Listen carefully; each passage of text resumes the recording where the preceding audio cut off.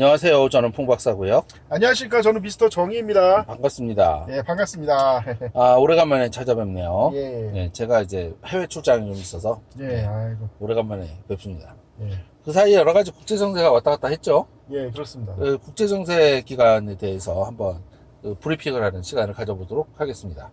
예, 사실은 뭐 이제 핵심은 이제 워싱턴 선언 이후에 세계가 급변하고 있어요. 예. 그거 워싱턴 선언의 실체, 예. 그 추악한 내막에 대해서 사실 또 얘기해보고 음. 지금 어떤 식으로 돌아가고 있는가 그거 좀 한번 얘기해보고자 합니다. 네. 사실 일단 가장 먼저 우리가 주목했거든. 사실은 세계가 발칵 뒤집어진 선언이 나온 거예요. 네. 이번에 G7 회의 기간 중에 네. 갑자기 뜬금없이 바이든 이놈이 네. 뭐 우리는 중국하고 사이좋게 지내고 싶다. 우리는 뭐 디커플링이 아니라 뭐 디리스닝이라는 거고 뭐라고 하여튼 이게 무슨 얘기냐면 결별이 아니라 리스크를 줄이는 거다. 네. 리스크를 없애는 거다. 뭐 이런 식으로 얘기를 한 거예요. 네. 그러니까 쉽게 해서 중국하고 친하게 지내고 싶다. 그러면서 동시에 이제 개빡치는 게 뭐냐면은 지금 애플하고 테슬라가 중국에서 막대한 이익을 보고 있을 뿐만 아니라 지금 미국에서 생산되는 테슬라에다가 중국 배터리 회사 배터리를 넣겠다. 네. 그거에 대한 보조금이 통과가 된 거예요. 그래서 발표 뒤집은 거예요. 이게 네. 이 중국이랑 뭐가 거시기 한다고 해서 우리나라 배터리가 거의 독점한다시피 한다식으로 뻐꾸기를 엄청 날리더니만 네. 결론은 예, 뒤치기. 엄청 뒤치기죠. 이제는 뭐 이제 완전 모든 희망이 사라졌다 뭐 이런 식까지 표현이 나왔죠. 네. 하여튼 근데 이런 것이 사실 워싱턴 선언에서 지금 비롯된 거다라는 그렇죠. 네. 뭐 일종의 의혹을 지금 갖고 있습니다. 아니 지금 말도 안 되는 짓거리를 지금 하고 있는 게 둘이. 예. 아니 기업이 장사를 잘하게 해야 되는데 기업을 때려잡아서 강제를 하지 말라 그래요. 아니 하지 않은 건 좋은데 그럼 그거에 따른 손해는 네가 보상하긴 주겠냐. 보상해주면 하지. 네. 근데 보상 없고 그냥 내 말 따로 이게 말이 되는 겁니까? 아니 그게 사실 그래서 제가 이번에 이 미중 전쟁에서 미국이 절대 이길 수 없고 사실상 중국이 승리할 수밖에 없는 것에 대해서 내가 뼈저리 깨달은 게 뭐냐면 예. 과거에 소련이 망한 이유가 뭐냐 이거예요. 예. 소련은 공산주의식으로 예. 미국과 싸우고 미국 자본주의식으로 싸웠다 이거예요. 네. 쉽게 해서 미국은 돈으로 막 사람들을 살려고 했고 이 소련에서 이념을 강요했는데 결국은 미국한테 패배했지 않습니까? 네. 근데 지금 미중전에서 반대로 된 거예요. 네. 미국이 공산당 짓을 하고 있고 빨갱이 짓을 하고 있고 중국이 자본주의 방식으로 싸우고 있는 거예요. 뭐 일단은 내가 돈 많이 벌게 해줄게 우리 편 붙어라 이렇게 하는데 미국은 무조건 이념 자유 누구처럼 자유 맨날 그러면서 뭐 올바름 뭐 해가지고 무조건 우리 따라야 돼 이 헛소리 나고 그러니까 사람들이 하나둘씩 이제 배신을 때린다 지금 계속 뭐 이런 상황입니다. 예. 네. 어쨌든 그래서 이제 우리 잘 아는 것처럼 이제 이렇게 진행이 됐는데 제가 얘기하고 싶은 건 뭐냐면 이번에 G8에서 발표한 내용이 리스크 회피라고 하는 내용의 핵심이 뭐냐면 한 국가가 생산을 독점하지 못하도록 하겠다는 거예요. 근데 이 얘기는 무슨 얘기냐면 삼성이 한국이 메모리 반도체 지금 독점하고 있거든요. 전 세계. 예. 이거를 파괴하겠다 이 얘기예요. 즉 이 선언 자체가 한국에 대한 선전포고입니다.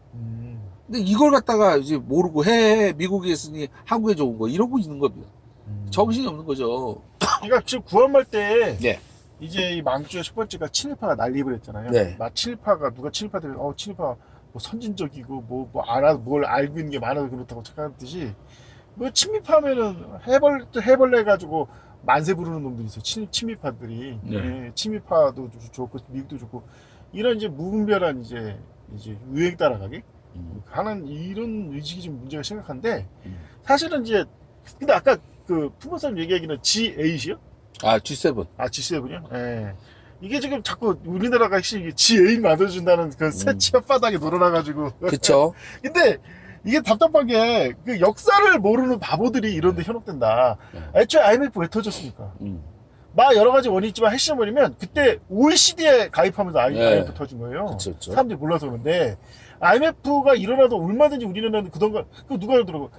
박정희 때 5번 IMF를 겪었대요. 예. 근데 그래도 괜찮던 게 박정희가 잘나서가 아니라 박정희 때는 이제 우리나라 이 시스템이 이 외국에 개방이 안 돼 있고 독자적이었는데 OECD 가입해서 시스템을 개방하니까 그때다 싶어서 IMF 터뜨려서 싹 털어먹은 거거든요. 네. 그러니까 그때처럼 OECD만 가입해도 IMF 터진데 그럼 G7 되면 우리가 G8이 돼버리면 뭘 해놓으라고 난리치겠냐 이거예요. 어? 어쨌든 G8이 된다는 거 원래는 G8이었다가 러시아를 빼버린 거 아니에요. 그래서 예. G7이 된 건데 예. 그 러시아 자리를 이제 한국이 대신한다는 착각을 이제 해가지고 해가지고 르르르 하는 거죠. 그렇죠. 이 핵심은 이제 무엇보다 중요한 게 뭐냐면 세상에 공짜가 없지 않습니까? 네, 맞습니다. 공짜가 네. 없는 건데 자꾸 사람들이 그 막 공짜를 바라는 그 날강도주법 윤모 씨가 주로하는 날강도주법가 핵심인 거죠. 이제 정신 똑바로 차리고 살아야겠다 인생. 자, 핵심은 자 그래서 사실은 이 모든 게 사실 워싱턴 선언에서 이제 비롯됐다 네. 이렇게 보고 있습니다. 네. 그 전에 먼저 이 풍박사님 뭐 첨언할 얘기가 있나요? 워싱턴 선언 얘기하기 전에. 지금 일단은 전제 조건에서 아까 얘기했다시피 배터리 독점도 그렇고 미국이 발표한 IRA라고 하는 게 그냥 모든 생산식 시설을 그냥 미국으로 옮긴다는 게 아니고 어느 한 나라가 어떤 한 분야를 독점을 막겠다는 거가 핵심이라는 게 이번 선언으로 사실 드러난 겁니다. 그럼 한국이 지금 전 세계적으로 독점하고 있는 게 뭐가 있냐? 일단은 메모리 반도체. 두 번째는 배터리예요. 배터리가 우리나라 독점. 원래 일본이 그 배터리로 잘 나갔었거든요. 파나소닉이나 뭐 잘 나가다가 왜 망했을까? 뭐냐면 얘네들이 이제 또 장인정신 한다고 한마디로 말해서 저기를 못한 거예요. 뭐냐면 왜 한 가지 소재를 사용한 어떤 그 배터리 기술이다. 그럼 거기에만 매진하는 거예요. 그 소재를 좀 더 뭐 한다든가 이렇게 거기에 매달리는데 우리나라 같은 경우에는 그런 것에 대한 거를 다 개방하고 모든 걸 다 원점에서 어떤 것도 될 수 있다는 가정하에 연구를 해온 거예요. 그러다 보니까 이제 뭐가 발달해 있냐면 얘기한 것처럼 메탈 소재, 음극이라든가 이런 소재 기술에 있어서 신기술을 많이 도입을 해서 개발을 해놓은 게 많은 거예요. 그래서 우리나라가 1위가 됐는데 미국이 그걸 못 보겠다. 네. 그 다음에 이제 적이 될지도 몰라요. 양자 컴퓨터에 대해서 그렇게 또 들어올지도 몰라요. 근데 우리나라 지금 양자 컴퓨터는 좀 밀려 있지 않나요? 좀? 사실은 미국에서도 두각을 나타내고 있는 업체가 있어요. 이온큐라고 아이온큐라는 회사가 있는데 그 회사가 한국계예요. 정확하게는 대표가 우리나라 카이스트에서 연구해가지고 연구 결과 가지고 벤처를 세우고 우리나라에서는 별 희망이 없다고 생각해서 미국 건너간 사람들이거든요. 그러니까 이제 그 사람들이 예를 들어 돌아온다 한국으로 그러면 이제 일이 선봉을 한국에 뺏길 가능성이 있죠. 사실은 이 우리나라가 계속 지금 밀리고 있는 첫 번째 이유가 네. 그 많은 사람들이 말하잖아요. 왜 챗GPT가 한국에서 안 나오냐. 네. 그 이유가 뭐냐 이거죠. 네. 많은 사람들이 가서 사업을 하고 싶은 그런 토대가 있어야 되는데 그게 안 만들어서 그렇다. 그러니까 미국이 저래도 저렇게 그래도 큰 물론 이제 공산주의를 시작했기 때문에 이제 하나둘씩 사람들이 지쳐서 떨어져 나가긴 하지만 나름대로 어쨌든 이제 많은 사람들이 희망을 갖고 이제 거기서 뭐 사업을 하고 뭐 그렇게 해보려는 그런 의지를 갖게 만드는 그런 토대 시스템이 있단 말이에요. 이걸 좀 우리나라가 이제 확립을 해야 되는데 이게 왜 이렇게 안 되고 있나 이 문제도 사실 차후에 좀 다뤄봐야 될 것 같습니다. 예. 이게 이제 결국은 이제 통화 시너리지 효과라고 하죠. 통화를 쥔 애들이 이제 경제적 이익을 노리는. 그러니까 예를 들어 국제결제수단이 달러니까 달러를 주고 있으면 이제 그걸 가지고 마음대로 해먹을 수 있는 시너리지 효과. 요거랑 이제 그게 연결되는 월스트리트가 서로 연결되면서 그런 식의 어떤 시너지가 나고 있는 거죠. 사실은 어떻게 보면 그러니까 이게 돈지랄이에요. 네, 맞아요. 그러니까 자기 돈도 아니니까 네. 막 그냥 국제 통화라는 이명하에 막 그다 뿌려버리고 거기 현혹된 날파리들이 불나방처럼 들어간 거죠 사실. 그렇죠. 근데 사실은 왜 이게 웃기는 거냐면 애들이 바보가 아니에요. 미국 사람 왜 미국이 세계 최강이 됐냐면 다른 건데 딱 한 가지만 기억하면 돼요. 절대 손해 보는 짓은 안 한다. 어떻게든 자기가 어느 정도 투자를 했으면 악착같이 그걸 뽑아먹는 게 미국인들의 악랄한 그 외놈 근성이에요. 외구 근성. 그래서 그게 사실 미국을 세계 최고로 만든 거 아닙니까? 그것 때문에 미국이 몰락하고 있긴 하지만 그게 전에는 어느 정도 되다가 요즘 안 되니까 아예 공산주의로 이제 돌아섰잖아요, 애들이. 그래가지고 이제 공산주의 정책을 막 쉴 새 없이 발표를 하고. 그러니까 항상 공짜가 없다. 반대 말해서 우리가 그만큼 희생을 해서 이제 약식해서 기본적으로 양심을 팔아먹고 민족도 팔아먹고 외국노짓을 할 그 결심이 있느냐 이거예요. 그래서 어쨌든 그 공짜 점심이 없다는 게 이제 워렌 버핏의 중요한 격언이잖아요. 다른데 더 중요한 게 있죠. 잘 될 때는 공짜 점심 얘기는 절대 안 한다. 안 될 때 안 한다. 예, 그러세요? 그래서 이제 얘기한 것처럼 그 진짜로 공짜로 뭐가 되는 게 없는 거예요. 예. 그걸 이제 잃어야 되고 그게 결국 성경 말씀인데 뿌린 대로 거둔다. 사실은 잊지 말라. 예. 사실은 이제 좀 어떻게 보면 좀 번외 얘기지만 정신 똑바로 차리고 역사를 배워야 되는 게 미국이 개입한 나라 중에 성공한 나라는 대한민국밖에 없어요. 네. 왜 그러냐 이거죠. 악착같이 다른 나라 다 말아먹게 한 거예요, 미국이. 온갖 굳이 말아먹게 안 하고 싶어도 거기서 뭘 뽑아 먹어야 되니까 끝까지 뽑아 먹다가 다 말아본 거예요. 월남이고 이라크고. 그런데 미국이랑 손잡고 성공할 수 있다는 망상은 버려야 된다. 실제로 이 미국 놈들이 얼마나 뻔뻔스러운지 그 워낙 성공 사례가 있으니까 일본이 성공 사례라고 헛소리하는 거예요, 이놈들이. 예? 일본처럼 만들어줄 수 있다 뭐 이런 식으로 헛소리하면서. 예. 그러니까 참, 자 이제 그래서 이제 워싱턴 선언을 얘기하기 전에 이제 한 얘기지만 워싱턴 선언의 핵심도 그거죠. 공짜를 왜 바라냐. 이게 비판받는 거 아니겠습니까? 예. 심지어는 어떤 정신병자들은 안보 무인순차라는 말을 쓰잖아요. 서슴치 않고. 뭐가 무인순차인데? 돌 안 주냐고. 근데 그런 거 말하는 새끼도 있고 하는 게 뭐냐면 병역 면제자들이 그런 말을. 병역 면제. 사실상 병역 면제. 예? 아주 그냥 그 군생활도 그지같이 하루 입대해서 하루에 말에 뭐였더라 제대하는 그런 데 나오는 애들이 그런 소리 하는 거죠. 자, 세상 공짜 없다 다시 말하지만 미국이 아니라 누가 세계를 제패하고 우리나라가 세계를 제패하고 간에 그거만큼 국민들이 깨달아야 된다. 이 미제 앞잡이 친일파라든지 일제 앞잡이라든지 다 똑같아요. 공짜가 있다는 망상에 빠진 사람들이 그런 데 빠진다 이거죠. 네. 예, 공짜가 없는데. 그쵸. 예. 자, 그러면은 이제 그 현재 지금 일단 현재 지금 현 상황을 그럼 한번 정리를 해볼까 일단 워싱턴 선언을 말하기 전에 일단 미국은 아예 대놓고 이제 중국과 같이 가기로 했다. 그러면서 심각한 건 또 동맹들한테는 중국 핑계 대면서 여러 가지 경제적 제재를 가하고 있다. 네. 그렇기 때문에 계속적으로 반란표가 지금 등장하고 있다. 반란 세력이 사실상. 예. 뭐 사실은 웬만한 데는 다 반란했다고도 과언이 아니에요. 일단은 재미난 거를 하나 얘기를 하자면 예. 미국 마이크론이 메모리를 차지하고 있잖아요. 예. 그것에 대한 중국 수출을 막았어요. 그러면 이제 마이크론에서 나온 램이 없으니까 한국산을 대체해서 쓸 거 아니에요. 예. 그런데 그 대체 부족분을 한국이 채우는 거를 하지 말아라고 또 미국이 얘기했고 그렇게 하겠습니다라고 서명을 하고 왔단 말이죠. 그러니까 미리 이렇게 하려고 다 수를 쓴 거예요 지금. 아. 그러면 결국은 뭐냐면 우리가 막대한 수혜를 입을 수 있는데 미국 마이크론이 수출하는 물량을 한국 물량으로 대체하면 막가가 이 생기는데 그걸 못하게 막았단 말이죠. 예. 근데 그러면 그거에 대한 반대급부를 뭘 줘야 되는데 안 주겠대. 애초에 준 적도 없고. 네. 이게 많은 사람들이 이제 역사를 이제 잘 알아야 되는 게 사드 때 받지 않냐. 사드 때 우리한테 무들려서 해준 게 뭐냐. 오히려 우리 뒤통수를 쳤지. 무역적으로. 그렇죠. 그런 걸 이제 얘기하더라고요, 사실.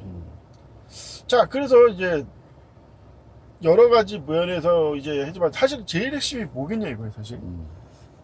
사실 지금 사실은 사람들이 모르는데 이게 애초에 이 모든 이제 급변하는 사태의 본질에는 뭐가 있냐면 우크라이나 전쟁이 있어요. 네. 그리고 우크라이나 전쟁에 지금 가장 어떻게 보면 분기점을 넘었다는 사건이 바로 바흐무트 점령입니다. 네. 예, 바흐무트 점령. 러시아의 바흐무트 점령이죠. 예, 이게 거의 사람들이 이제 독소 전쟁의 스탈린그라드 전투에 비유한다는 거예요. 그러니까 스탈린그라드 전투를 기점을 해가지고 독일군이 완전히 무너져 버리고 다시는 이제 이 과거의 그 영광을 재현하지 못하고 그냥 계속 베를린까지 밀려버리지 않습니까? 네. 패퇴해버렸잖아요. 물론 이제 후퇴를 잘하는 건 있었는데 전진은 없었다. 예. 아마 물론 이제 그 중간에 쿠르쿠스 전투라고 마지막 회심의 그 반격을 한번 기획했다가 또 말아먹고 발치전투에서 또 말아먹고 그러지 않습니까? 근데 어쨌든 이제 바흐무트 전투를 스탈린그라드 기준으로 완전 분기점이 넘었었다는 거예요. 네. 이 바흐무트 내에서만 사상자가 10만 명이 넘는다. 우크라이나 그것도 핵심 주력군데 그래가지고 뭐 이제 반격은 사실상 붕괴됐다.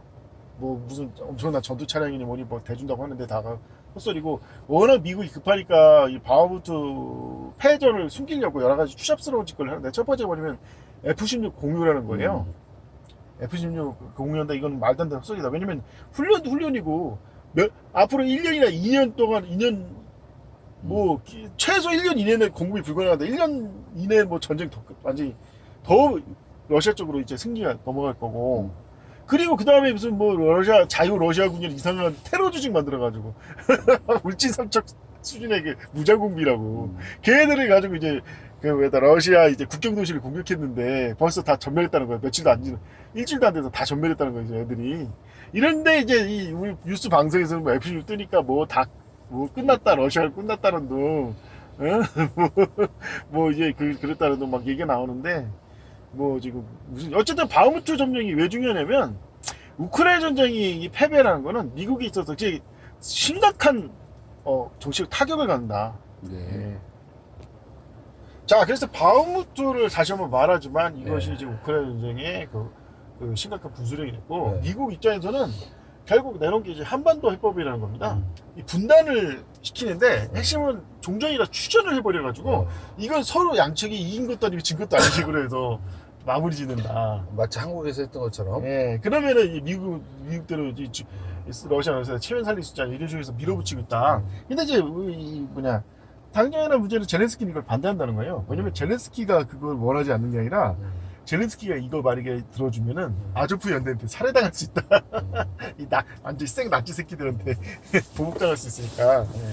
뭐 이런 식으로 해서 지금 우크라이나 전쟁이 더더욱 한층 더 수렁에 빠졌다. 그러니까 미국은 더욱더 급해진 거죠.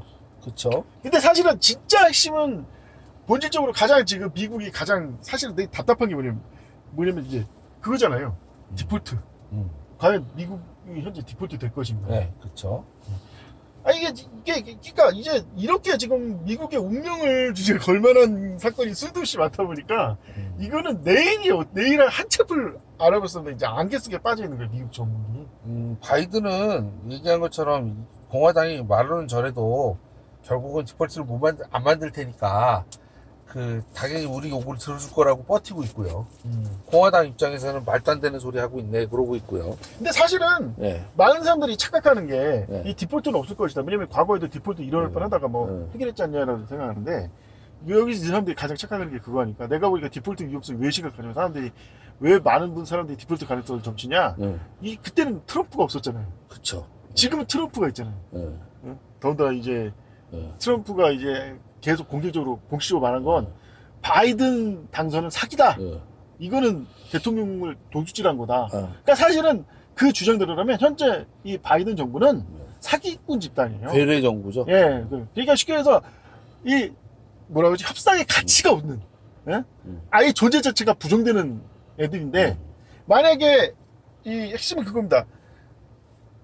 공화당에서 이 바이든 어느 한쪽이 양보를 해야 돼요. 그것도 크게 양보를 해야 돼요. 완전히 해달라는 거 다 해줘야 되는 식으로 양보를 해줘야 돼요. 조금도 양보를 안 하려고 해서. 왜냐? 아까 이제 조금이라도 양보하면 인정하는 게 되니까. 그렇죠. 한쪽은 트럼프를 인정하는 거고 한쪽은 바이든을 인정하니까 안 되는 겁니다. 그래서 공화당이 만약에 민주당에 양보를 하게 되면 공화당 수뇌부가 갈리게 되는 거예요. 매 봐라 이럴 줄 알고 얘네들 민주당 앞집이다 이런 놈이 가지고 다음 대선 이기겠다고 안 돼가지고 다 트럼프 측근들로 싹 채워지게 되는 거예요. 싹 갈리는 거예요. 자기 목숨이 왔다 갔다, 그러니까 자기 밥줄이 왔다 갔다 하는 거고. 바이든은 바이든대로 이거 들어주면 봐라 이 트럼프의 힘이 이거다. 트럼프 만세, 트럼프 대통령 인기가 더 올라갈 거 아니에요. 그렇죠. 그러니까 이거는 서로 지금 벼랑 끝 전술로 나가고 있다. 거의 북한식으로. 예, 그러니까 지금 살라미 전술. 예. 근데 솔직히 이런 상황인데 미국이 무슨 생각을 하고 있나. 사실 이 워싱턴 선언을 여기서 이제 다시 짚어봐야 되는데, 미국은 지금 망상에, 그러니까, 솔직히 해서 윤석열 대통령을 국제사회의 그 위치를 말한다면 저는 인간 펜타닐이라고 말하고 싶어요. 국가적 인터넷. 얘가 뭐라고 해주면은 애들이 정신을 못 차리고 지금 현재 상황이 어떤지 현실 자각을 못 하는 것 같아요. 내가 보니까. 근데 그 이유가 뭐냐. 이게, 이번에 워싱턴 선언에 워싱턴 선언에서 사실 풍호사님은 가장 주목해야 될 사건이 뭐라고 생각하시나? 글쎄요. 갑자기 뜬금없이 얘기한 거였지만 여러 가지 있었잖아요. 예를 들어서 가서 아메리칸 파이도 먹었는데 저는 가장 이해가 안 가는 기이한 사건이 하나 있었어요. 워싱턴 선언 가는데 그게 바로 필리핀 여가수를 데려다가 노래를 시킨 거예요. 물론 이제 필리핀 현지 활동하는 가수가 아니라 뭐 미국에서 뭐 배우로도 활동하는 필리핀계 가수라는 거예요. 근데 왜 하필 필리핀계냐 이거죠. 전 세계가 한류에 떨고 있는 상황에서 뭐 블랙핑크가 안 되면 BTS도 있고 뭐 BTS가 안 되면 뭐 르세라핌이니 뭐 수도 없이 많지 않습니까? 뉴진스니 심지어는 지금 피프티도 지금 세계적인 속도인데 수많은 사람들 하고 많은 사람들이 다 제끼고 한국 사람들 제끼고 왜 필리핀 여가수냐? 나 처음에 그거 봤을 때 뭐가 이상하다, 쎄하다. 이게 사실은 워싱턴 선언이 중요한 게 아니라 아이러니는 워싱턴 선언 과정 중에 물론 이 필리핀 가수가 그 연애할 때 이 가수가 더 핵심이 아니었던가는 생각이 드는 거예요. 네, 필리핀 사실은 최근에 기독교적으로 필리핀이랑 엮인 게 많아가지고 그런 것도 있지만 뭐 그거보다는 이제 얘기가 뭐냐면 새로운 데프트 그 조약. 그렇죠. 네. 그러니까 나는 필리핀 나왔을 때 그 역사를 제대로 배워야 된다는 게 필리핀이니까 우리나라 역사에서 필리핀이 가장 중요한 역할을 했던 사건이 한 번 있었는데 그게 바로 카치라 데프트 조약의 그 필리핀이라는 겁니다. 그러니까 카치라 데프트 조약 내용 자체가 필리핀은 미국이 갖고 조선은 일본이 갖는다는 식으로 미략을 해서 우리나라가 그때 결국 일제 식민지로 들어가고 그걸 위해서 사실은 미국이 완전히 미친 개념처럼 막 국제사회에서 미친년처럼 미친 개처럼 떼었잖아요. 그래서 그 유명한 헤이그 비싸 사건도 그때 그래서 터진 거고. 그래서 이제 미국이 앞장서가지고 우리나라를 일제 식민지 만들었고, 내가 그래서 지금 윤석열 문제에 있어서 사람들이 다 개돼지 짓을 하고 있다. 여당이고 야당이고 유튜버들이고. 아니 지금 왜 일본한테 뭐 양보하고 뭐 그런다는데 왜 하냐 이거. 미국이 지금 하라고 시켜서 하는 건데 미국을 본진을 쳐야지. 피라미드를 조지면은 전쟁에서 이기냐 이거예요. 전쟁에서 이기냐고. 아이 그럼 싸우지를 말든지 차라리 윤석열처럼 항복을 하든지. 그런데 아니나 다를까. 근데 단순히 미국이 시켜가지고 일본이나 협상 맺는 것도 중요하지만 왜 하필 필리핀이냐? 근데 저는 이걸 연구했을 때 이게 왜 심각한 상황이냐면 이번에 우크라이나 전쟁 사실 아까 얘기했지만 우크라이나 전쟁에서 가장 심각한 왜 우크라이나 전쟁에 많은 서방 그 제3 세계가 실망을 했냐 이거예요. 사실. 왜 제3세계가 분노를 하고 치를 떨고 있냐? 우크라이나 전 승패가 중요한 게 아니라 입만 열면 서구 언론에서 거짓말을 치고 있는 거예요. 지금도 지금 바흐무트가 함락돼가지고 사실상 거의 승기가 무너진 거예요. 이제 왜냐면 주력 군대가 바흐무트에서 다 몰살하는 바람에 이제 우크라이나 운명을 풍전론하고 그 우크라이나를 어떻게든 구해보겠다고 F-16까지 주겠다고 난리 치고 있는데 아십니까? 그 풍화산 가시죠. F-16이 우크라이나 전쟁에서 별 도움이 안 된다는 건 혹시 아십니까? 어떻게요? 첫째는 이 대공무기 방어 안 되는 거예요. 애초에 스텔스기도 아닐 뿐더러 설령 스텔스기라고 해도 얼마든지 그걸 파괴할 수 있는 파괴 기술이 많이 발전해가지고 우수한 러시아 대공무기에 충분한 점으로 떨어질 거라 이겁니다. 또 하나가 뭐냐면 F-16은 실제 실전에 맞는 전투기가 아니라는 얘기가 있는 거예요. 왜냐면 F-16 보면 밑에 그 크게 그 흡입부가 있잖아요. 이게 난 한국만에서만 그런 줄 알았는데 이 미국 모든 비행장에서는요 아침마다 모든 심지어는 그 사령부관까지 비행장 그 사령관까지 다 동원돼가지고 일렬로 서서 공항을 활주로 걸어가면서 나사 하나 떨어지기까지 다 사사시 찾아야 된다는 거예요. 근데 그에 비해서 러시아 비행장은 보면 주변에 뭐 이렇게 주점을하고 후출근하고 왜 그러냐? 그렇게 청결하게 비행장을 관리를 안 하면 이게 흡입구로 들어간다는 거죠. 이물질이. 근데 러시아는 튼튼하게 봐서 그게 아니라는 거예요. 아니 그러니까 이게 문제 뭐냐면 다시 말하면 이게 실전에서는 미국이라 같이 뭐 돈질하는 나라에서야 그게 된다고 치지만은 실전에서는 그게 되겠냐? 특히 이게 무슨 얘기냐? 활주로를 그렇게 깨끗하게 관리하면 가장 심각한 문제가 뭐냐면 인공위에서 다 보인다는 거예요. 오, 저기 왜 이렇게 그때 활주로가 빵빵빵 은폐가 안 된다는 은폐가. 그래서 그런 뭐냐? 왜 F-16이 안 되냐? 아니 다시 말해서 우크라이나 내에서 뜰 수가 없다는 얘기예요. 쉽게 말해서 킨자를 한두 방에 다 학살할 거고 그러면 폴란드나 루마니아에서 띄운다? 그럼 4차 세계대전이 일으킬 거야. 그래서 이게 안 되는 건데 왜 하겠다면 이미 전세가 기울었기 때문이다. 근데 문제는 뭐냐? 전세가 기운 게 문제가 아니라 서구 언론이 계속 아까 무슨 이 무장공비 수준인데 무슨 드디어 뭐 내분이 시작됐다면 또 반란이 떠도 심지어는 무슨 뭐 프리고진이 푸틴 상대로 반란을 일으켰다는 또 대도 안 되는 계속 뻐꾸기를 아니면서 순진한 우크라이나 사람들 진명에다가 사지로 쳐받고 있다 이겁니다. 이걸 보고 제3국가가 이 서구 언론은 이제 완전히 거짓말이 특히다. 근데 사실 왜 거짓말을 잘하냐 이거죠. 그러면. 그동안 거짓말을 많이 해왔으니까. 그것도 있지만 사실은 역사적으로 이 사람들이 미국에 대해서 미국의 가장 중요한 본질 사람들이 착각하는데 미국이 섬나라예요. 쉽게 해서 섬나라는 것은 섬나라는 어느 나라 말하지만 외농금성이 있어요. 섬나라 특유의 외농금성. 예. 이 외농금성이 있고 그 외놈들이 그렇게 거짓말을 잘하지 않습니다. 예. 왜냐면 거짓말을 해서 상당히 방심할 때 약탈해 먹어야 되니까. 이 외농근성이 있다. 이거 외농근성이. 이 외농근성이 미국 큰 나라에서 없을 줄 알았더니 뼛속까지 있었다 이 새끼들이. 그래서 이게 입만 되도 안 되는 거짓말을 치고 있다 이거죠. 예. 근데 문제는 그 혹시 오징어 게임이 왜 오징어 게임이 종전의 히트를 쳤지 않습니까? 예. 갑자기 오징어 게임 하니까 약간 헷갈릴 수 있지만 오징어 게임에서도 말한 이 오징어 게임이 진짜 흥행했던 이유를 저는 뭘로 보냐면 거짓말은 거짓말이 원칙이 있다는 걸 저는 생각을 해요. 그러니까 무턱대고 거짓말하는 건 그냥 개쓰레기지 않습니까? 그러면 주변에 있는 사람들도 같이 서로 속이려고 했으니까 나라가 붕괴될 거 아니에요. 그러니까 거짓말할 때도 거짓말의 법칙이 있어요. 원칙이 있다 이거죠. 예, 그래서 오징어 게임이 왜 흥행했냐 이거죠. 수많은 무슨 그런 식의 그 생존 게임은 수 없이 만들어졌는데 만화고 영화고 오징어 게임만이 희한한 규칙이 하나 있는 게 그게 오징어 게임을 대박치게 만들었다. 그리고 마지막까지 그 규칙이 그 중요한 역할을 하죠. 그렇죠. 뭐냐? 모든 당사자가 동의할 시 절반 이상이 동의할 시 게임을 중단한다. 게임 중단한다.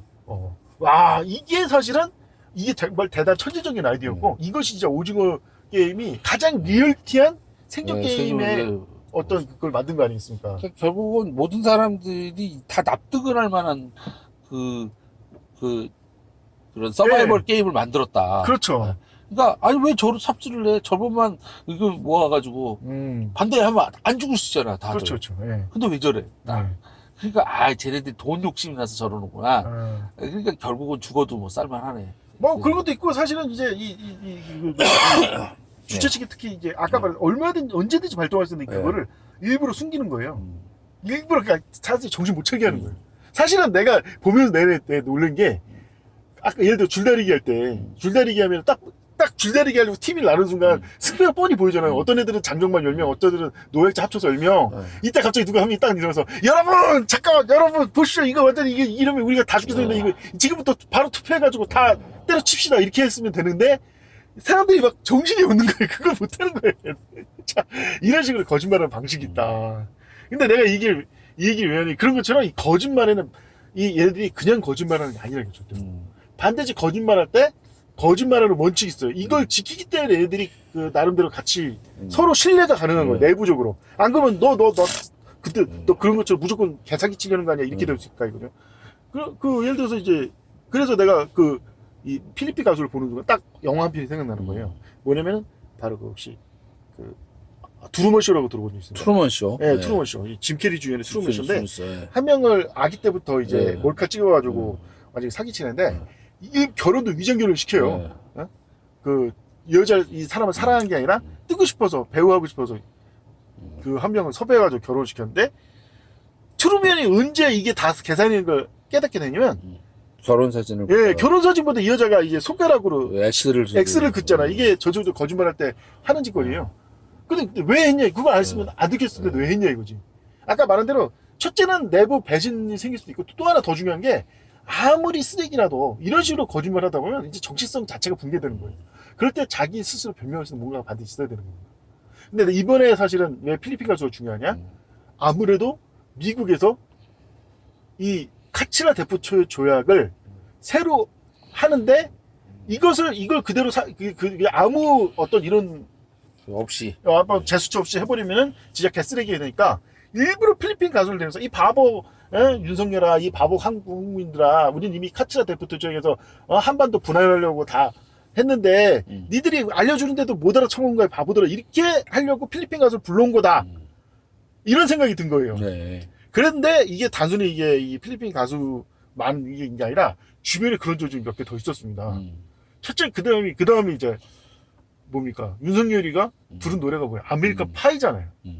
근데 아메리칸 파이를 윤석열이가 알아서 골라서 막 부른 게 아니라 그쪽에서 부르라고 시킨 거예요 보니까. 그 증거물이 아메리칸 파이 관련해서 이것저것 선물을 했다는 거예요. 그러니까 아니 그쪽에서 시켰으니까 아메리칸 부르라고 시켰으니까 그 선물을 준비하지. 그러면 아니 나 싫어 나 마이클 잭슨 빌리 좀 부르고 싶으니까 마이클 잭슨을 데려와. 마이클 잭슨의 유품을 가져와 이렇게 큰 소치를 없지 않습니까? 네, 그렇죠. 근데 이제 왜 아메리칸 파이겠냐 이거죠. 이거 진짜 노골적인 거예요. 아메리칸 파이가 뭐냐 이겁니다. 파이라는 음식은 반드시 뭐가 나눠 필요하다? 먹어야 돼. 나눠야 돼요. 그러니까 자체가 커가지고 딱 6등분이든지 8등분인지 4등분인지 반드시 등분을 나눠야 된다. 예. 이거 뭐야? 이거 필리핀 가수의 아메리칸 파이라고? 나눠 먹기. 근데 그보다 더 의미심장한 사건이 하나 더 있죠. 이게 뭔지요? 뭐냐면 이번에 이거 얘기 계속하세요. 저 프로쌤 또 따로 하실 말 없어요? 아니요, 얘기하세요. 예, 혹시 뭐 하실 말씀 있는 거죠? 아니, 흥미진진해가지고 듣고 있습니다. 예. 가장 중요한 게 이거예요. 이거는 내가 보기에 미국이 스스로 어떻게 하려고 했던 게 아니라 하나님께서 보여준 게 아닌가. 이번에 트럼프가 지금 재선 출마한다고 선포했지 않습니까? 예. 그리고 바이든이 재선한다고 선포했잖아요. 음. 이게 지금 이 전직하고 현직 대통령이 대선에서 붙는 미국 역사에서 두 번째 사건이라는 거예요. 그러면 첫 번째 사건은 언제냐? 이게 심각한데 그럼 두 번째니까 첫 번째 사례가 있을 거 아닙니까? 예. 그 첫 번째 사례 바로 루즈벨트 대통령이고 데오도 루즈벨트하고 그 태프트하고 그 이 선거에서 붙은 거예요. 근데 왜 붙었냐면 루즈벨트가 태프트가 공을 세워가지고 아이고 흡족하게 하면서 아이고 잘했다 너 대통령 시켜줬어 대통령 시켜줬더니 대통령 되고 나서 루즈벨트 뒤통수를 계속 쳐가지고 열받아서 대통령 출마해서 혼내주겠다고 대통령 선거 나왔고 결국 둘 다 떨어지고 윌슨이 대통령이 돼서 미국이 사실상 1차 세계대전에 참전하게 됩니다. 근데 중요한 건 왜 데프트가 대통령이냐? 데프트 이름 아까 말했죠? 카치라 데프트 조약이 있지 않습니까? 그 데프트가 바로 이 데프트예요. 카치라 데프트 조약을 통해서 조선을 일본에 식민화시킨 공을 인정받아서 얘가 대통령이 된 거예요. 이게 필리핀을 결국 미국이 먹어서 그 그렇죠. 공으로 간 거죠? 예, 그렇죠. 그래서 근데 이게 왜 둘이 싸웠겠냐? 하나님께 저주를 내린 거죠. 올바른 더러운 개사기를 쳤으니까. 그래서 전직하고 현직이 맞붙었고 결국 둘 다 떨어지고 밀슨이라는 사람이 대통령 되면서 미국이 1차 세계대전 참화에 들어가 버린 거니까. 또 자기 딴에는 뭐 세계 침공을 쳤다 헛소리 하는데 그런 것처럼 왜 이번에도 똑같이 전직하고 현직이 붙냐 이거예요. 왜 카치라 데프트 조약 자체가 이 사건을 테프트를 대통령으로 만든 사건인데 그리고 그게 다 엮여가지고 결국은 둘이 선거에서 붙은 건데 이번에 다시 그 사건이 재현된다는 거는 신 데프트 카치라 데프트 조약이 조약이 있다.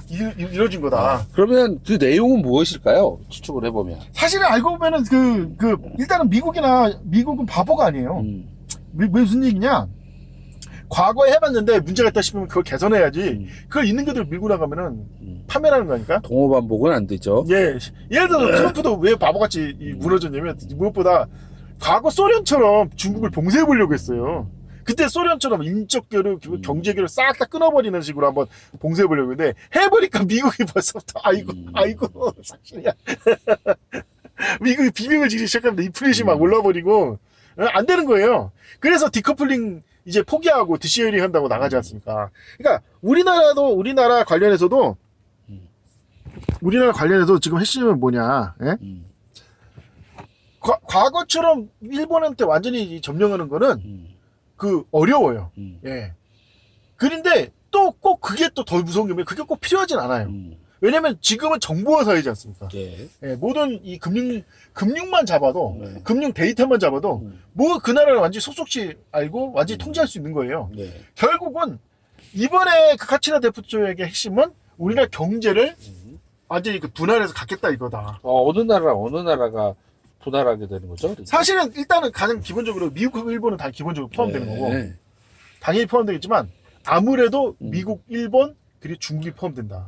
그게 바로 사실 아까 전에 말한 아까 초반부에 말했던 갑자기 대놓고 우리는 디커플링이 아니라 디쉐어링이고 우리는 중국과 사이좋게 막 얘기하는 이유가 뭐냐 이거죠.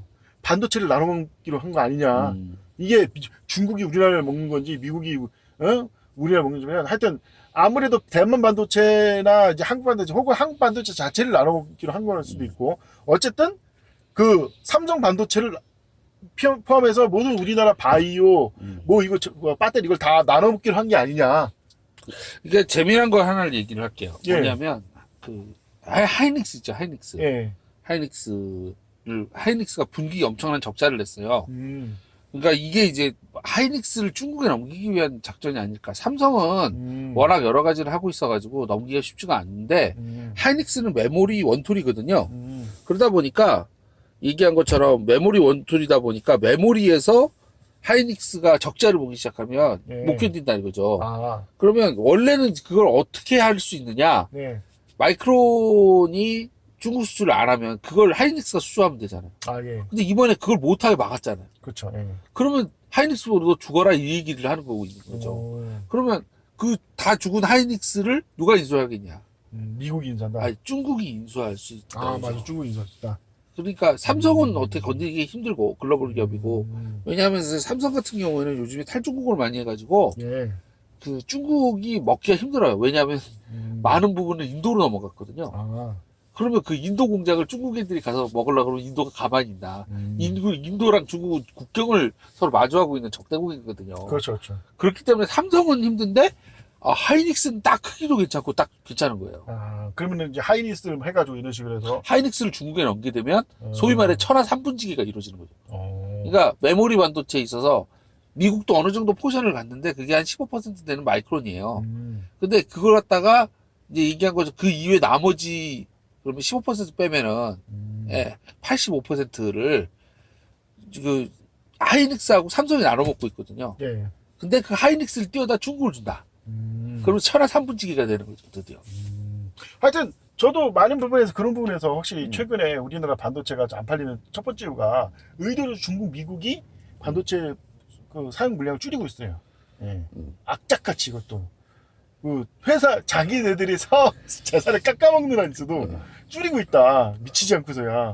근데 다 무슨 소문을 듣고서 다 조직적으로 움직이는 게 아닌가. 근데 거기에 엔비디아도 한 숟갈 얹은 것 같은데. 예, 맞아요. 예. 무슨 얘기냐면 엔비디아 비디오 카드를 갖다가 이번에 아주 개판으로 만들어서 냈다는 거 아세요? 예. 저번 시간에도 한번 다뤘지 않습니까? 그 개판으로 만들어낸 이유가 단순히 그게 아니라 그렇게 개판으로 만들어야 기존에 있던 반도체 수요를 억제하는 겁니다.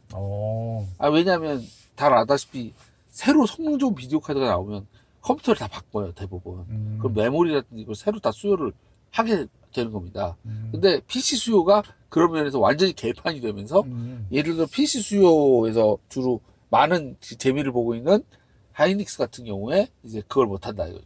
사실은 이게 왜 이러려고 하냐면은 네. 지금 안 하면 영원히 못한다는 게 이 사람들의 계산이에요, 사실. 네. 그게 누구나 다 아는 사실이고. 그러니까 지금 이 시점을 놓쳐버리면 이제 메모리는 완전히 올라서게 된다 이거예요. 그러니까 사람들이 비메모리를 하는 이유가 뭡니까?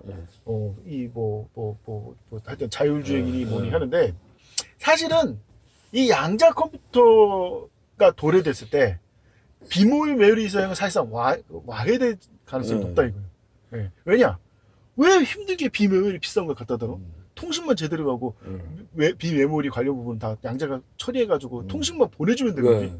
근데 그럴 경우에 가장 중요한 게 뭐냐면 오히려 비메모리가 중요한 게 아니라 메모리가 중요해요. 특출나게 뛰어난 메모리가 그 보내준 데이터를 제때제때 받아서 처리해줘야 돼요.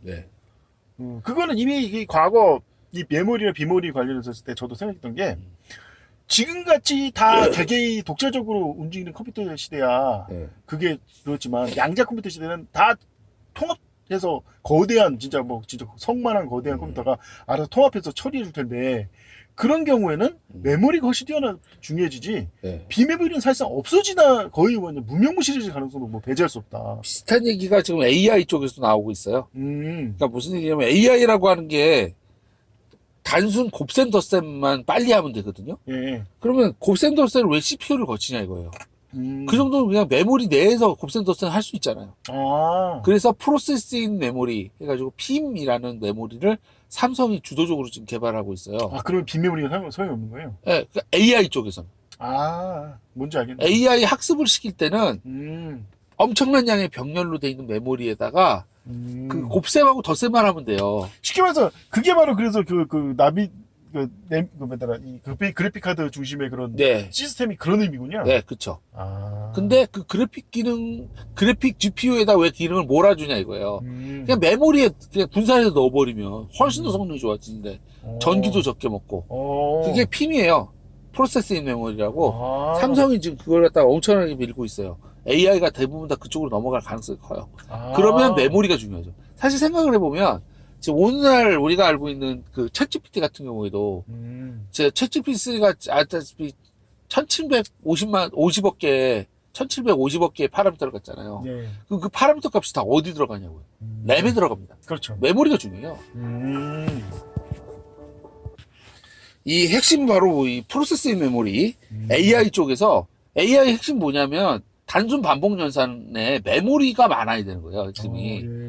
예. 그래서 이제 요즘에 나오고 있는 그 이미지를 만들어내는 스탠다드 디퓨전이라는 인공지능도 비디오 메모리가 안 크면 제대로 동작을 안 해요. 근데 이게 사실은 그렇게 AI라면은 진짜 네. 사실상 아예 비메모리를 대체할 수 있는 게 AI 아닙니까? AI 속에 들어갈 프로세싱 메모리가 사실상 CPU를 거의 대신할 가능성이 커요. 예. 그렇다면 완전히 그냥 이제 이 비메모리는 사실상 사라질 수도 있다는 얘기예요. 예, 그쵸. AI 분야에서. 근데 사실 이게 보니까 갑자기 이런 생각이 드는데 네.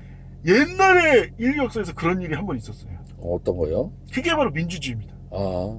옛날에 옛날에 어땠습니까? 음. 옛날에 교육을 하면 교육이란 게 돈 많이 들고 그러니까 특정 선비 집단이나 귀족 집단만 뭐 무술 학문 하고 얘네들이 미개한 뭐 농노들을 날씨가 물 떠갖고 날씨가 걸레 빨고 이렇게 시켰잖아요. 네. 그러다가 이제 과학기술이 발전하고 이제 기술이 발전하면서 뭐 이렇게 피곤하게 그러냐. 다 가르쳐버리잖아. 다 그냥 다 국민교육 시켜가지고, 네. 다 기본교육 시켜버려가지고 해버리니까, 네. 그 공부, 특정 열심히 공부하던 애들이 의미가 사라져버린 거예요. 그러면서 사실 민주화가 됐고, 특히 총이라는 것도 비슷해요. 네. 전쟁에서, 옛날에는 전쟁에서 뭐, 거대하고 큰 대포 하나, 이런 네. 거 만들었죠. 예, 옛날에. 그러면서도 이제 무술하는 네. 기사들 막 네. 해가지고 말도 타고 막 네. 하는데, 총, 야, 일주일씩씩 쪽 다다당다당 해버리면 그냥 다 죽어버리고 이러면서 네. 군 전략이 싹 민주화가 됐듯이 이게 일종의 어떻게 보면 민주주의적 그런 현상으로도 볼 수 있겠네요. 네, 그쵸. 이게 왜 민주주의가 갑자기 튀어나오냐면 지금 사실은 과학기술에 있어서 특히 컴퓨터 관련 과학기술에 있어서 선진국과 후진국을 가르는 게 비메모리 메모리입니다. 네. 무슨 얘기냐? 메모리는 삼성같이 초고성능 메모리를 만들기 어려울 뿐이지 뭐 적당한 수준의 메모리는 웬만한 개나성 다 만들 수 있어요. 네, 그쵸. 근데 비메모리는 애초에 설계부터 제대로 막 해가지고 빡시게 해가지고 그래서 이제 TSMC에서만 할 수 있다는 식으로 했었는데 이게 이런 식으로 돼버리면 이거 뭐 한순간에 이 컴퓨터적 우위가 사라진다는 얘기 아니에요? 네. 오. 그러니까 그 인공지능 분야에 있어서는 이제 그 프로세싱 메모리로 대부분 CPU가 대체될 가능성이 아주 커요. 그러면서 동시에 근데 다시 말하자면 이게 인공지능 말이죠. 인공지능만 제대로 돼 있으면 CPU도 그냥 대체할 수 있다는 얘기고. 네, 그쵸. 오. 아니, 생각을 해보세요. 자동차의 자율주행에 왜 꼭 CPU가 집중이 돼서 해야 되냐 이거예요. 그러니까 어차피 AI잖아. 그렇죠. 그러면 이게 AI 가장 중요한 건 그 파라미터들이란 말이에요. 그 파라미터를 갖고 있는 메모리가 중요하고 그 파라미터가 알아서 연산해서 결과를 내주면 CPU가 필요 없는 거죠, 말 그대로. 그렇죠. 네. 이게 사실은 우리나라 인터넷도 역사가 세계 네. 인터넷 역사가 비슷하다는 거 아시죠? 네. 아니 왜 처음에 인터넷을 했을 때 인터넷은 미군 독점이 네, 있었어요. 그쵸. 완전 군사망 독점. 그게 가능했던 게 라우터죠. 네, 라우터죠. 그 당시 기기식 라우터를 써가지고 그게 네. 비싸고 그러니까 안 되는 내가 제일 많이 설치가 안 되는데 우리나라 사람이 아니 이걸 왜 힘들게 기기식으로 해? 소프트웨어로. 컴퓨터로 해버리지. 그러니까 되는 거예요. 그래서 그러니까 이게 뭐야? 아니 이게 무슨 일이고? 진짜 그러니까 개나소나 온 세계상 국가들이 이거 우리도 알려주세요. 뭐 알려주지 해가지고 전 세계 인터넷망이 깔리는. 오픈 소스로 그걸 열어버렸잖아요. 네, 그렇지 않습니까? 네. 그래가지고 전 세계 인터넷 다 깔리면서 인터넷이 전 세계에 확산된 거 아닙니까? 네. 지금 비슷한 어떤 이제 그 민주주의의 어떤 그런 현상이랄까? 그런 현상과 지금 만든. 이게 핵심은 결국 이 메모리를 누가 관리하는가 핵심인데, 그러니까 애들이 이 메모리 전쟁이, 그럼 사실상 지금 메모리 전쟁에 투입된 거네요? 네, 그렇죠. 아. 차세대 메모리가 뭐가 되고 이렇게 한다는 건데, 여기서 이제 중요한 게 뭐냐면, 이 차세대 메모리조차도 지금 현재 최첨단 장비인 EUV를 사용하기 시작을 했어요. 근데 그 EUV를 맨 처음 도입한 게 삼성이고요. 그 다음에 이제 하이닉스고, 그 다음에 나머지 마이크론은 지금 아직도 EUV 도입을 안 하고 머뭇거리고 있어요. 근데 문제는 뭐냐면, 결국 EUV로 갈 수밖에 없거든요. 더 정밀하게 램을 만들어야 되고, 그 안에 프로세서를 넣으려고 그러면 특히 더 해야 되니까. 근데 이제 지금 하이닉스 투자를 안 하고 얘기가 뭐냐면, 미국에다가 삼성이나 하이닉스가 공장을 지으면 그걸 기술자를 포함해서 낼름 먹겠다 이러고 있는 거죠. 지금. 그러니까 그걸 기다리면서 지금 투자를 안 하고 좀 미루고 있는 거예요. 돈을. 누가 투자를 안 하고 있는 거예요? 마이크론스.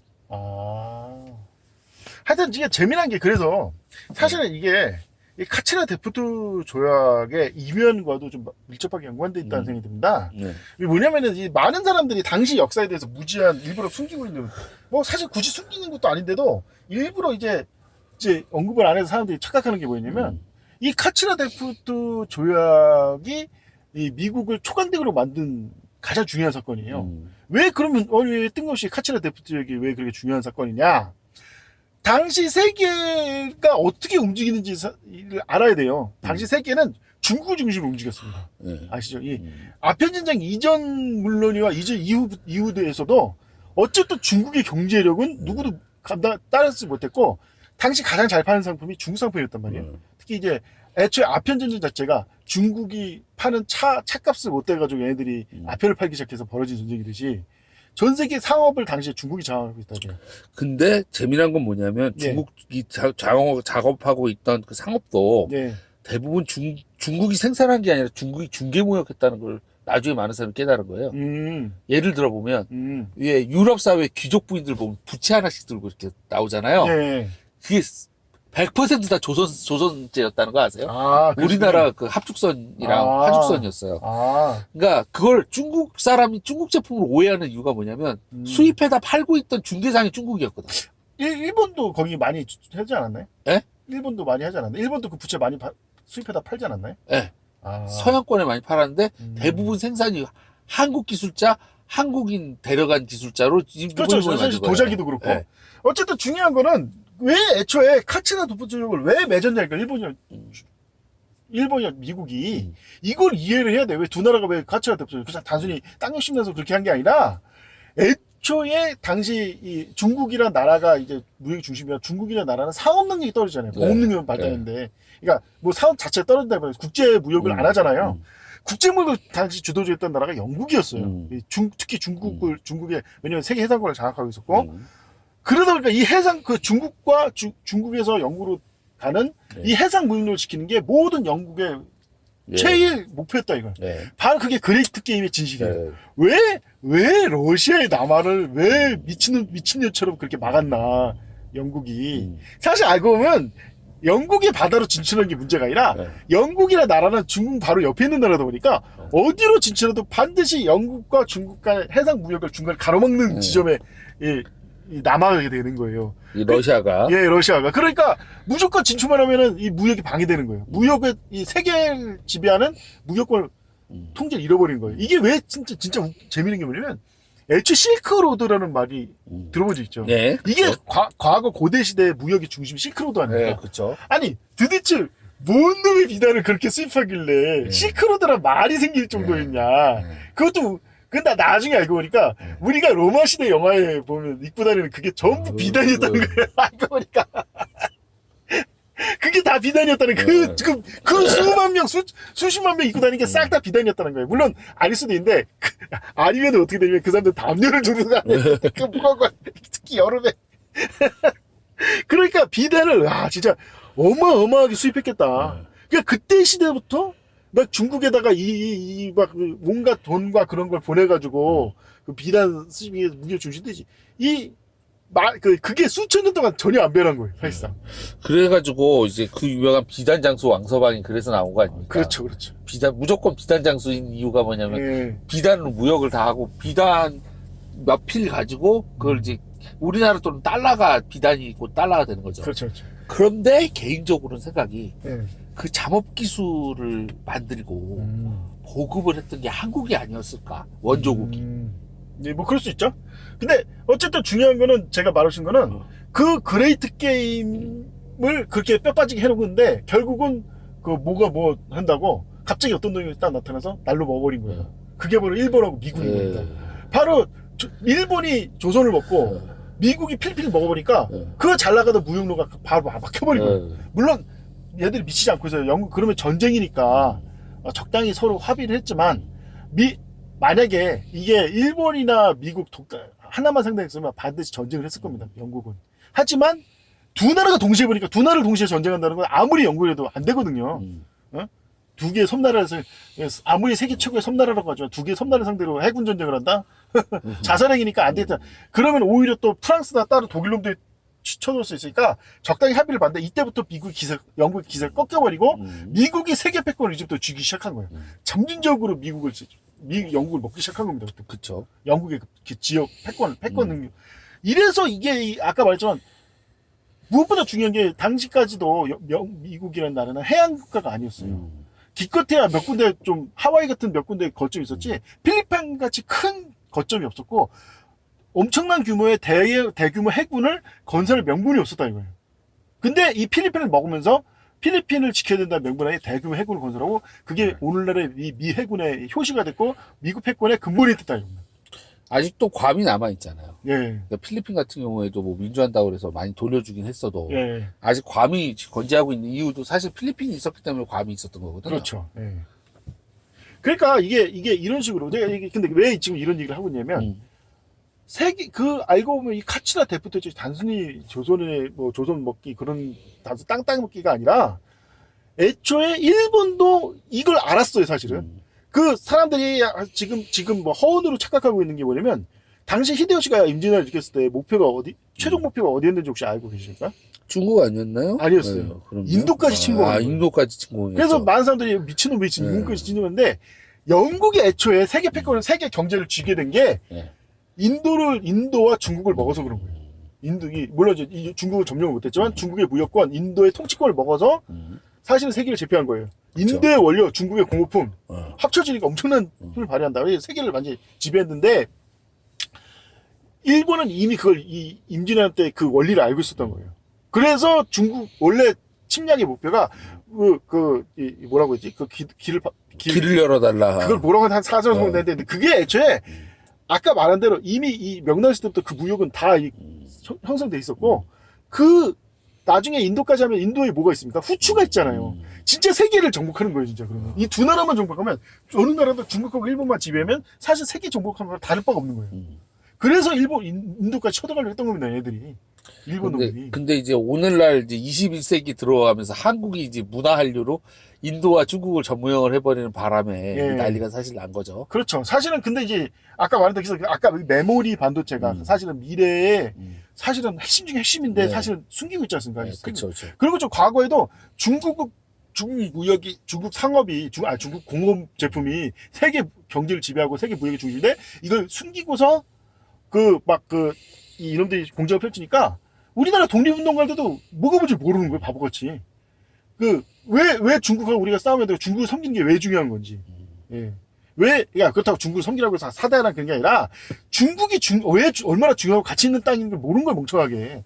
그러면서 미국 놈들, 일본 놈들이 쌀라쌀라 하니까 해열짝 하면서 사실은 얘들의 목표는 애초에 중국 점령이 목표였다, 이거예요.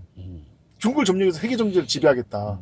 자, 여기서 제가 이제 심각하게 보는 것 중에 하나가 미국이 그럼 지금 목표는 뭐겠냐 이겁니다.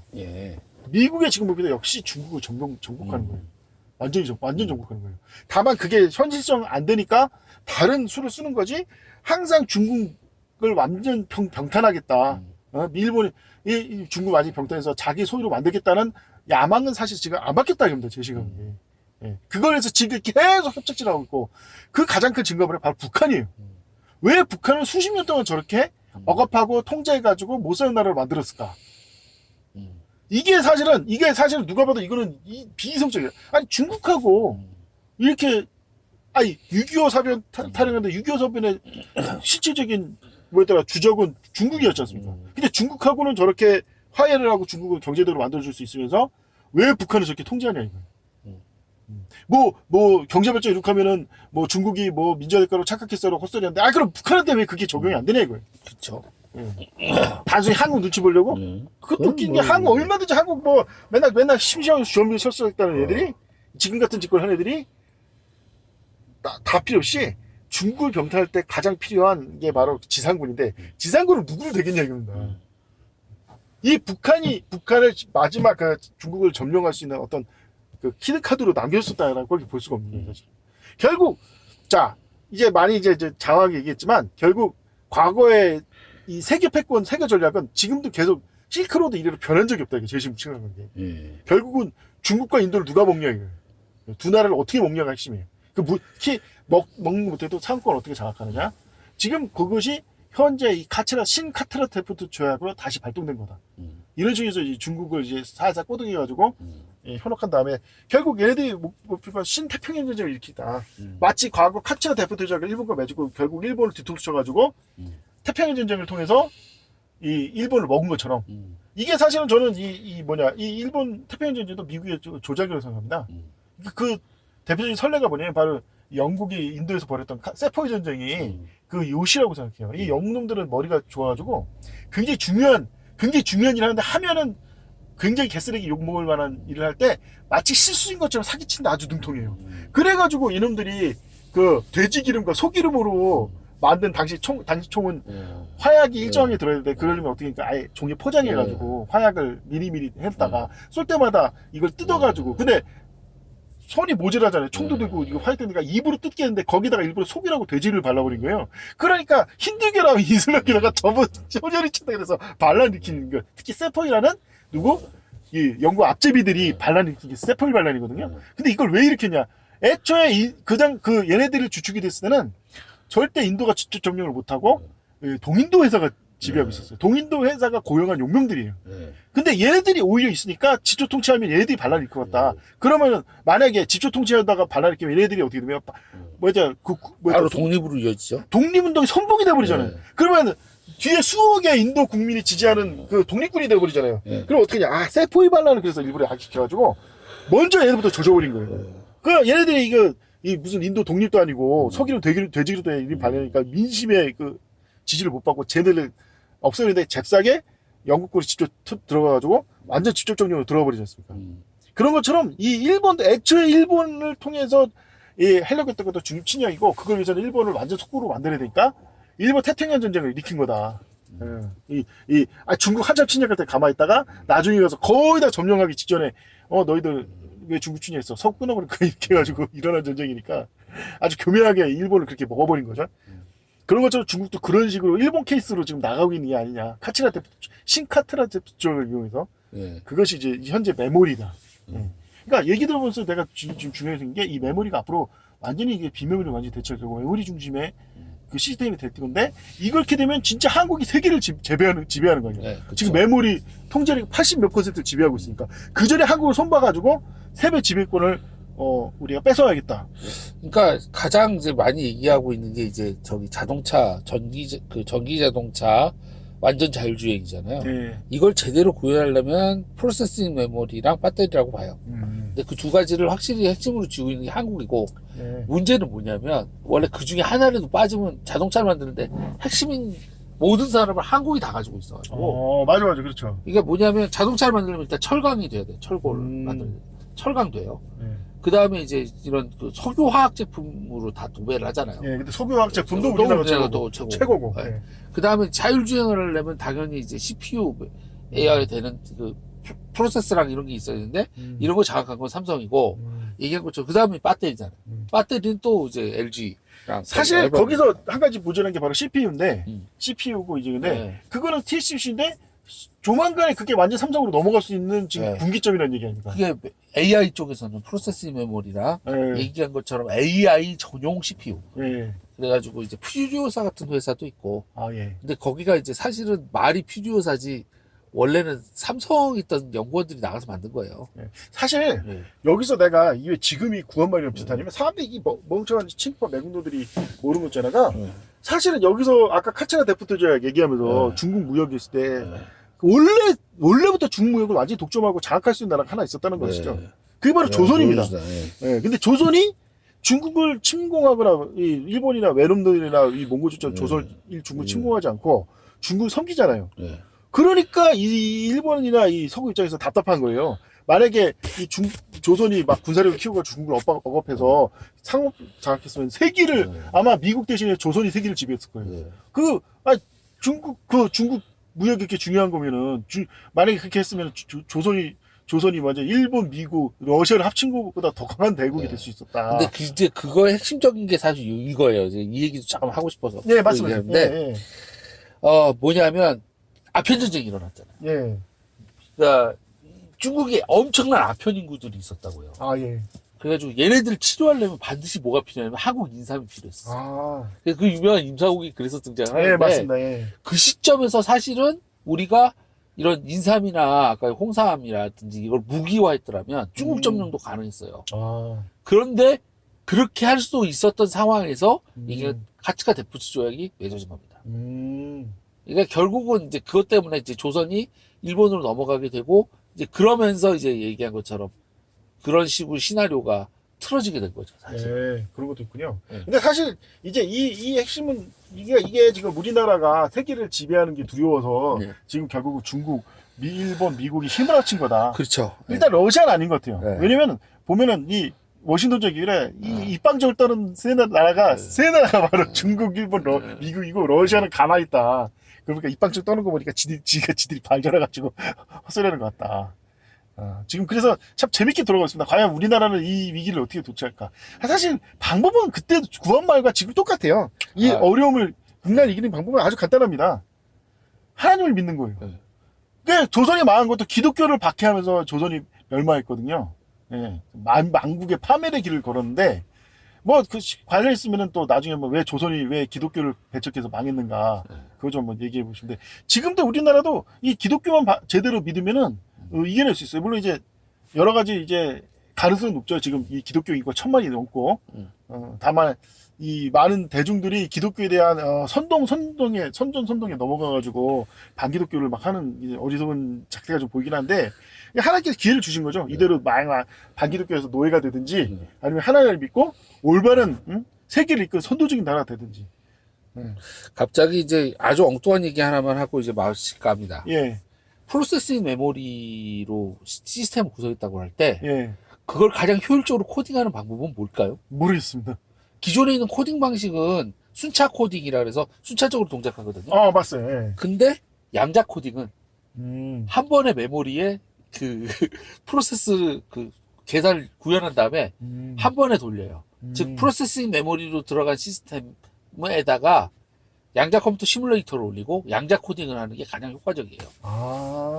어쨌든 관련해서 제가 그 알겠습니다. 연구라든지 그런 거 한 게 있어요. 나중에 예. 좀 관심을 가져주십시오. 예. 오늘은 여기까지입니다. 감사합니다. 예, 고맙습니다. 또 봬요. 예, 안녕히 계세요.